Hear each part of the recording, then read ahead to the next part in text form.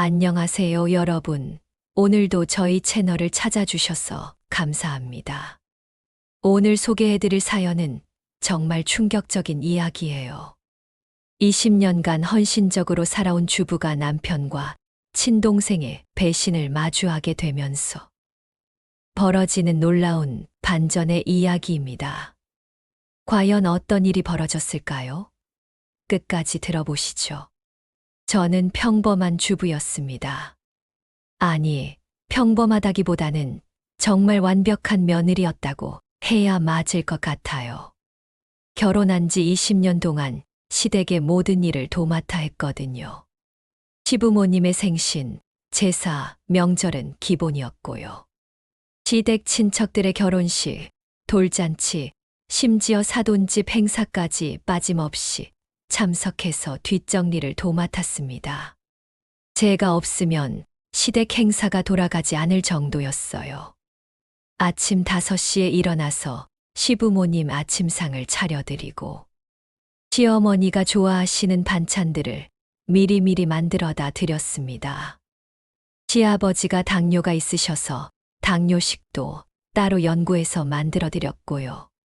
친정엄마가 아프셔서 병원에 가야 할 때도 시어머니가 오늘 치과 가신다고 하시면 친정을 포기하고 시어머니를 모시고 갔었습니다. 제 자식들도 시댁 행사 때문에 학원을 빼먹는 일이 한두 번이 아니었어요. 그런데 남편은 항상 저에게 고마워했습니다. 여보, 정말 고생 많아. 우리 집은 내가 없으면 무너져. 너처럼 잘하는 며느리가 어디 있겠어. 우리 어머니가 항상 내 자랑하셔. 이런 말들을 들을 때마다 저는 정말 뿌듯했어요. 힘들어도 이 모든 게 가족을 위한 일이라고 생각했고 남편이 인정해 주니까 더 열심히 했습니다. 그런데 몇 달 전부터 남편의 행동이 이상해졌어요. 처음엔 별거 아닌 것 같았는데 점점 노골적으로 변했습니다. 우선 퇴근 시간이 늦어졌어요. 전에는 7시면 집에 왔는데 9시, 10시는 기본이 되었고 심지어 11시, 12시에 들어오는 날도 있었습니다. 회사에 야근이 많아졌어 라고 하는데 같은 회사 다니는 동료, 아내에게 물어보니 요즘 야근이 없다고 하더라고요. 그리고 휴대폰을 보는 태도가 완전히 달라졌어요. 전에는 휴대폰을 아무렇게나 두고 다녔는데 갑자기 화장실 갈 때도 들고 가고 잠들 때도 꼭 품에 안고 자더라고요. 제가 여보 휴대폰 좀 빌려줘라고 하면 왜? 뭐 하게? 라면서 경계하는 눈빛을 보냈어요. 샤워 시간도 길어졌고 갑자기 옷차림에 신경을 쓰기 시작했습니다. 20년 동안 저만 봐왔던 남자가 갑자기 향수를 뿌리고 머리 스타일을 바꾸는 걸 보니까 정말 이상했어요. 무엇보다 저에 대한 태도가 냉랭해졌어요. 전에는 고생했어, 수고했어 라는 말을 자주 했는데 요즘은 제가 아무리 집안일을 해도 당연하다는 듯이 넘어가더라고요. 심지어 왜 이렇게 밥이 늦어? 라며 짜증을 내기까지 했습니다. 저는 혹시 다른 여자가 생겼나 싶어서 불안했지만 그래도 20년을 함께 산 남편을 믿고 싶었어요. 설마 우리 남편이 바람을 피울까? 나는 이렇게 잘해주는데 라는 마음으로 애써 넘어가려고 했습니다. 그런데 운명의 그날이 왔어요. 남편이 양복을 드라이클리닝에 맡기라고 해서 주머니를 확인하던 중이었습니다. 항상 하던 대로 주머니에 있는 영수증이나 휴지를 빼내고 있었는데 낯선 영수증 하나가 눈에 띄었어요. 호텔 디너 2인 마이너스 18만 5천 원. 순간 머리가 하얘졌습니다. 18만 5천 원이면 정말 비싼 호텔 디너죠. 그것도 2인분이라니. 저와 함께 간 적은 없었거든요. 최근에 저랑 외식한 적이 언제인지도 기억이 안 날 정도로 없었는데 말이에요. 손이 떨려서 영수증을 제대로 볼 수도 없었어요. 날짜를 확인해 보니 지난주 금요일이었습니다. 그날 남편은 회사 회식이 있다며 늦게 들어왔었거든요. 더 충격적인 건 영수증 뒷면에 볼펜으로 뭔가 끄적여져 있는 걸 발견한 거예요. 다음엔 더 좋은 곳으로 이런 글씨가 어설프게 적혀 있더라고요. 그 순간 지금까지의 모든 의심들이 확신으로 바뀌었습니다. 저는 남편이 퇴근하자마자 영수증을 들이밀며 울면서 추궁했어요. 이게 뭐예요? 호텔에서 누구랑 밥 먹었어요? 20년 동안 저한테는 짜장면도 사준 적 없으면서. 처음에 남편은 회사 상사 딸 결혼식 축의금 영수증이라며 거짓말을 했어요. 하지만 제가 계속 추궁하니까 결국 진실을 털어놓더라고요. 그런데 그 진실이라는 게 정말 상상도 못한 내용이었습니다. 내가 몰랐으면 했는데 이렇게 될 줄 알았어. 남편은 한숨을 크게 내쉬며 저를 노려보더니 이렇게 말했어요. 사실은 너 때문이야. 내가 우리 집에 너무 잘하니까 우리 어머니가 문제를 제기하신 거야. 무슨 소리예요? 제가 뭘 잘못했다는 거죠.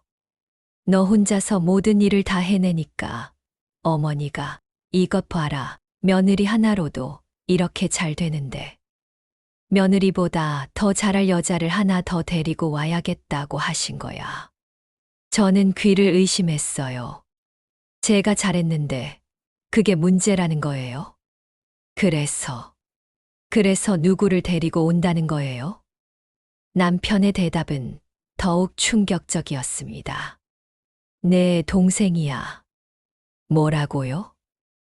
내 친동생. 시연이. 어머니가 직접 시연이한테 연락하셔서 우리 집에 와서 살면서 집안일을 도우라고 하셨어. 그래서 내가 시연이랑 미리 만나서 상의하고 있었던 거야. 저는 완전히 멘붕 상태가 되었어요. 제 친동생이요. 그 동생이 제 남편과 만나서 우리 집에 들어올 준비를 하고 있었다는 거예요? 시연이가 뭐라고 했는데요. 처음엔 거절했어. 그런데 어머니가 언니가 너무 힘들어한다. 도와달라고 설득하시니까 결국 동의했다고 하더라고. 그래서 호텔에서 뭘 했어요? 앞으로 우리 집에 와서 어떻게 생활할지 상의했지. 어떤 방을 쓸지, 집안일은 어떻게 나눌지, 용돈은 얼마나 줄지. 남편은 마치 당연한 일인 것처럼 담담하게 말하더라고요. 어머니 말씀이 맞아. 너 하나로는 부족해. 우리 집은 손님이 워낙 많고 할 일이 많으니까 둘이서 나눠서 해야 제대로 될 거야. 그럼 저는 뭐가 되는 건데요? 당연히 큰 며느리지. 시연이는 작은 며느리가 되는 거고. 저는 이 말을 듣고 완전히 기가 막혔어요. 제가 20년 동안 헌신한 게 이런 대우를 받을 일인가요? 시연이도 이미 동의했어. 다음 주부터 이사 온다고. 더 자세히 알아보니 이들의 계획은 정말 치밀했어요. 시어머니가 제 동생한테 연락한 게 벌써 2달 전이었더라고요. 언니가 혼자 하기엔 집안일이 너무 많다. 언니 건강도 안 좋아 보인다. 가족끼리 서로 도와야 한다는 식으로 설득했던 거죠. 제 동생은 처음엔 그건 좀 이상한 것 같은데 라며 거절했대요. 하지만 시어머니가 계속 연락하면서 언니가 정말 힘들어한다. 너라도 도와줘야 한다고 하니까가 결국 마음이 흔들린 거예요. 게다가 따로 생활비도 주고 용돈도 주고 나중에 결혼할 때 도움도 주겠다는 조건까지 제시했다고 하더라고요. 남편은 1달 전부터 동생과 만나서 구체적인 계획을 세우고 있었어요. 동생이 쓸 방 정리, 생활 규칙, 집안일 분담, 심지어 저한테 어떻게 말할지까지 다 계획해 놨더라고요. 원래는 내가 반대할 줄 알고 기정사실로 만들어버릴 계획이었어. 시연이 먼저 이사 와서 살게 하고 나중에 너한테 얘기하려고 했는데 내가 먼저 알아버린 거지. 하지만 저도 만만한 여자가 아니었어요. 남편이 잠든 사이에 그의 휴대폰을 확인했더니 제 동생과의 카톡 내역이 쫙 나오더라고요. 시어머니, 남편, 제 동생이 단체 카톡방까지 만들어서 저 몰래 계획을 짜고 있었던 거예요. 정말 기가 막혔어요. 카톡 내용을 보니까 더욱 화가 났어요. 시어머니 며느리한테는 절대 미리 얘기하지 마. 반대할 게 뻔해. 동생 언니가 화낼까봐 걱정이에요. 남편 걱정 마. 내가 잘 설득할게. 어차피 기정사실 되면 받아들일 수밖에 없어. 이런 내용들이 가득했어요. 저는 그 순간 결심했습니다. 이 사람들한테 제대로 된 반격을 해주겠다고요. 다음 날부터 저는 비밀리에 준비를 시작했어요. 우선 변호사부터 만났습니다. 이혼 상담을 받으면서 재산 분할이 어떻게 되는지, 위자료는 어떻게 받을 수 있는지 자세히 알아봤어요. 그리고 지금까지 제가 시댁을 위해 쓴 돈들을 모두 계산해 봤습니다. 20년 동안 제사비, 생일 선물, 병원비, 각종 행사 비용. 정말 어마어마한 금액이었어요. 제 명의로 된 적금도 확인하고 부동산 권리증도 챙겨뒀습니다. 혹시 모르니까 남편과 동생의 대화 내용도 녹음해뒀고요. 일주일 후 저는 모든 관련자들을 한자리에 불러 모았습니다. 가족회의 하자고 하면서 남편, 시어머니, 그리고 제 동생까지 모두 거실에 앉혀놨어요. 뭐 하자는 거야? 시어머니가 못마땅하다는 표정으로 물어보셨죠. 어머니, 며느리 하나로는 부족하다고 하셨죠. 제 동생을 데리고 와서 둘이서 집안일을 나눠 하라고 하셨다면서요. 순간 공기가 싸해졌어요. 시어머니와 남편, 그리고 제 동생 모두 당황하는 기색이 역력했거든요. 그걸 내가 어떻게, 제가 어떻게 알았느냐고요? 여기 다 증거가 있어요. 저는 휴대폰을 꺼내서 남편과 동생의 카톡 대화 내용을 읽어주기 시작했어요. 며느리한테는 절대 미리 얘기하지 마. 이거 어머니가 쓰신 거죠. 어차피 기정사실 되면 받아들일 수밖에 없어. 이건 여보가 쓴 거고요. 모두들 할 말을 잃었어요. 20년 동안 이 집을 위해 헌신한 저한테 이렇게 하시는 거예요? 제가 너무 잘해서 문제라니 정말 어이가 없네요. 선언과 조건, 그리고 나서 저는 폭탄 선언을 했어요. 좋아요. 어머니, 뜻대로 해드릴게요. 앞으로 두 여자가 나눠서 집안일 하는 거 맞죠? 그래. 하지만 그 두 여자는 저와 시연이가 아니라 어머니와 시연이에요. 뭐라고? 저는 이 집에서 나가겠어요. 이혼할 거예요. 시어머니가 벌떡 일어나시더니 소리를 지르셨어요. 이 미친년이 뭔 소리야. 미친년이라고요? 20년 동안 어머니 모시고 산 며느리한테 그렇게 말씀하시는 거예요. 저는 차분하게 서류 뭉치를 꺼냈어요. 여기 이혼 합의서 있어요. 그리고 재산 분할 신청서도 있고요. 변호사가 검토해서 만든 거예요. 남편이 황급히 말했어요. 여보, 진정해. 우리 얘기해보자. 얘기요? 20년 동안 뭘 더 얘기할 게 있어요? 저 몰래 제 동생이랑 계획 다 짜놓고서요? 제 동생은 그때까지 아무 말도 하지 못하고 있었어요. 저는 동생을 똑바로 쳐다보며 말했어요. 시연아, 너도 할 말 있으면 해봐. 언니, 미안해. 나는 정말 언니를 도우려고 내 남편이랑 몰래 만나면서 내 자리를 빼앗으려고 한 게 나를 도운 거야.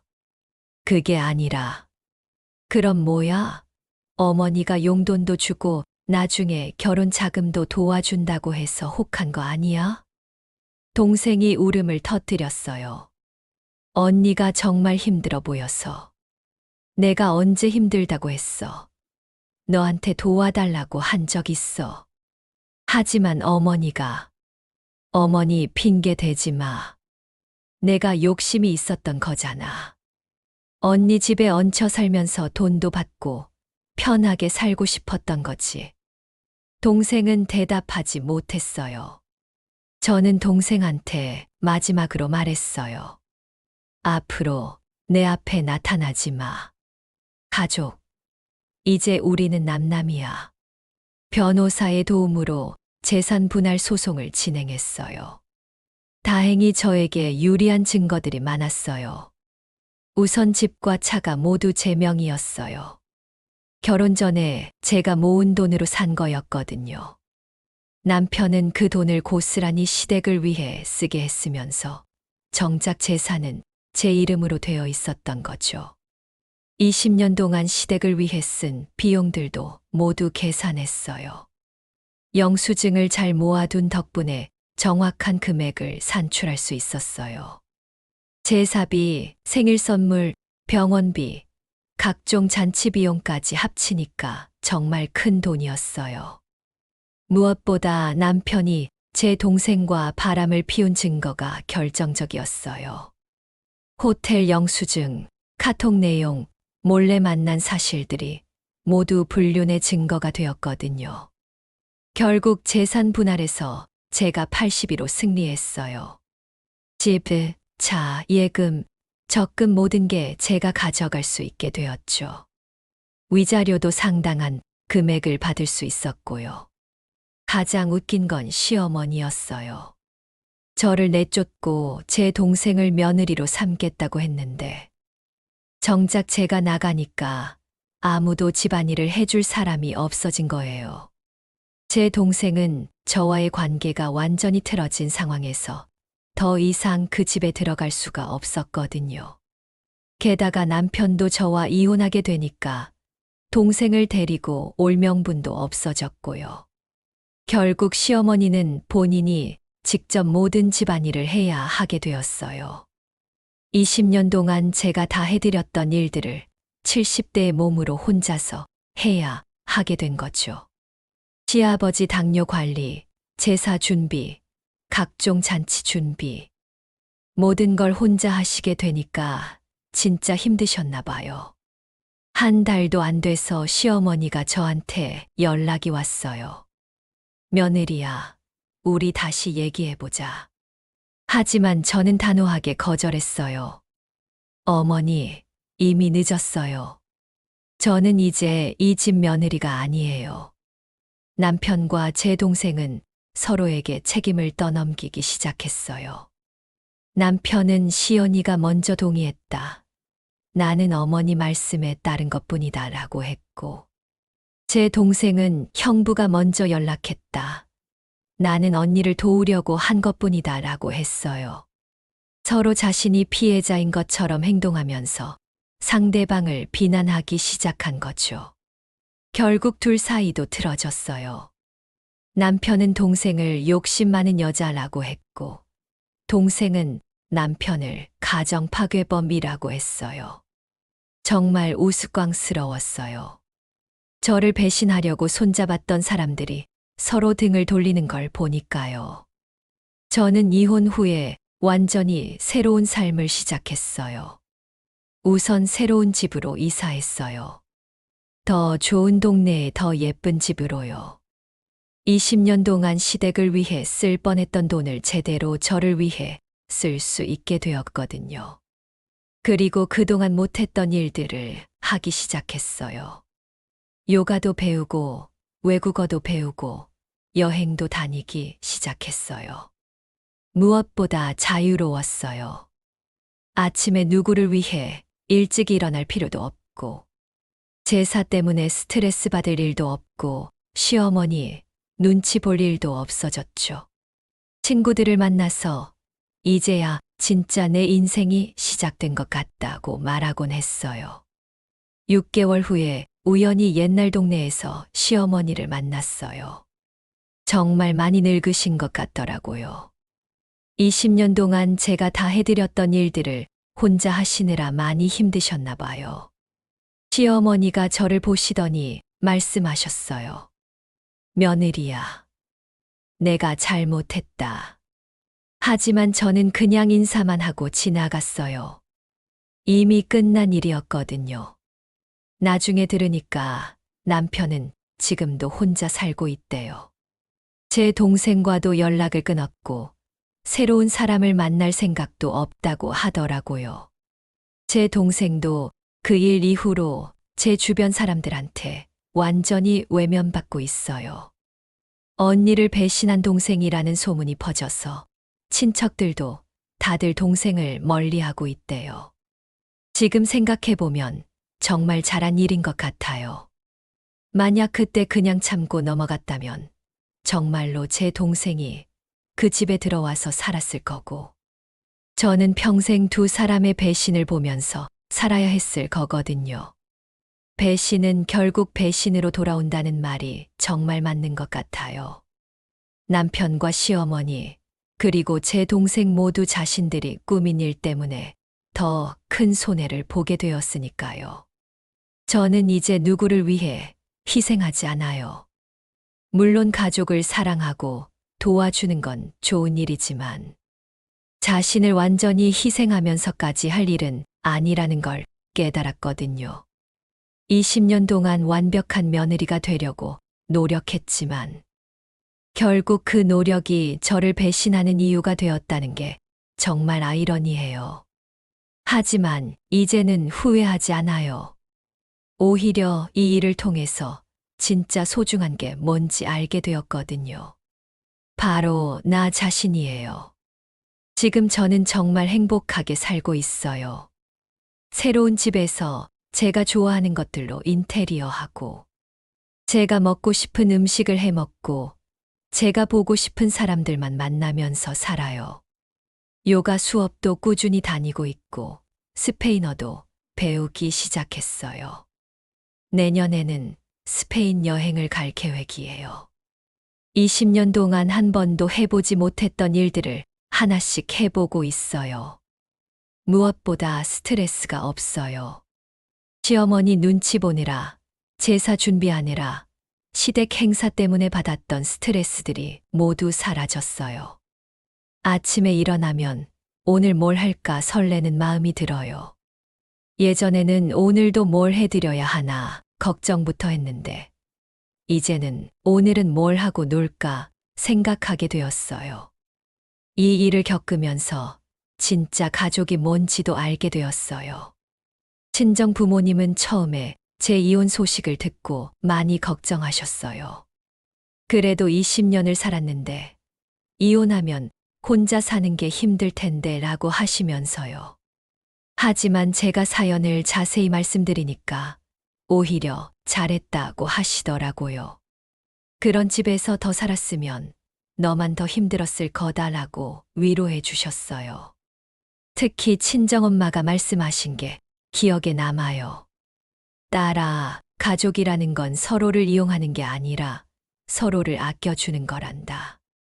내가 아무리 잘해도 너를 이용만 하려는 사람들은 진짜 가족이 아니야. 정말 맞는 말씀이에요. 20년 동안 저는 가족을 위해서라고 생각하며 헌신했지만 그들은 저를 가족이 아니라 그냥 일꾼으로만 생각했던 거죠. 이혼 후에 새로운 사람들도 많이 만났어요. 요가 수업에서 만난 언니들, 스페인어 수업에서 만난 사람들과 함께 모임도 하고 여행도 가요. 이분들과 함께 있으면 정말 편해요. 누구 눈치 볼 필요 없이 제가 하고 싶은 말 하고 제가 원하는 대로 행동할 수 있어요. 특히 요가 수업에서 만난 은주 언니는 저와 비슷한 경험을 하신 분이에요.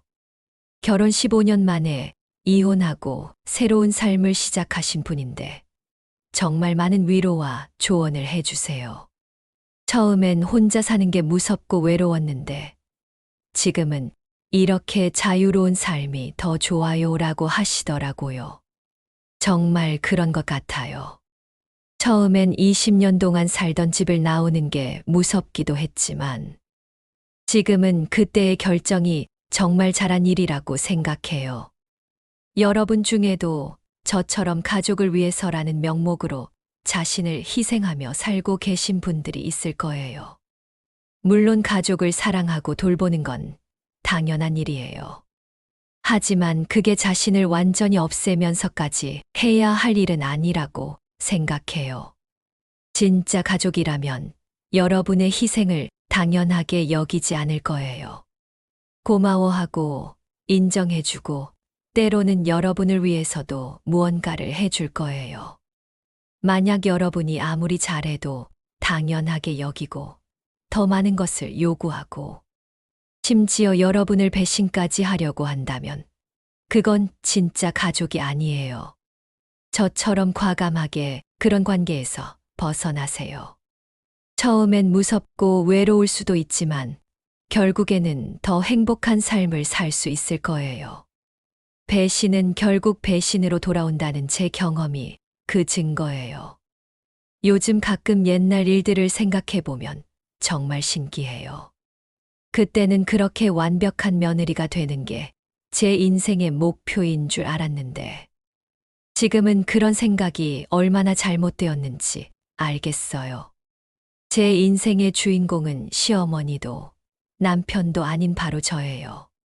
제가 행복해야 다른 사람도 행복하게 해줄 수 있는 거죠. 20년을 돌아서 걸어왔지만 이제는 제대로 된 길을 가고 있다고 생각해요. 혹시 저와 비슷한 상황에 있으신 분들이 계시다면 용기 내세요. 여러분도 충분히 행복할 자격이 있어요. 그리고 저를 배신한 사람들에게는 이 말을 전하고 싶어요.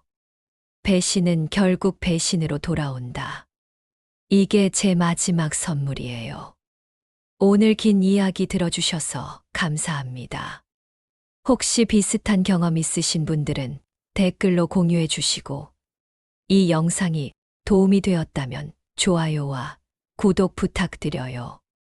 그럼 다음 영상에서 또 만나요. 안녕히 계세요.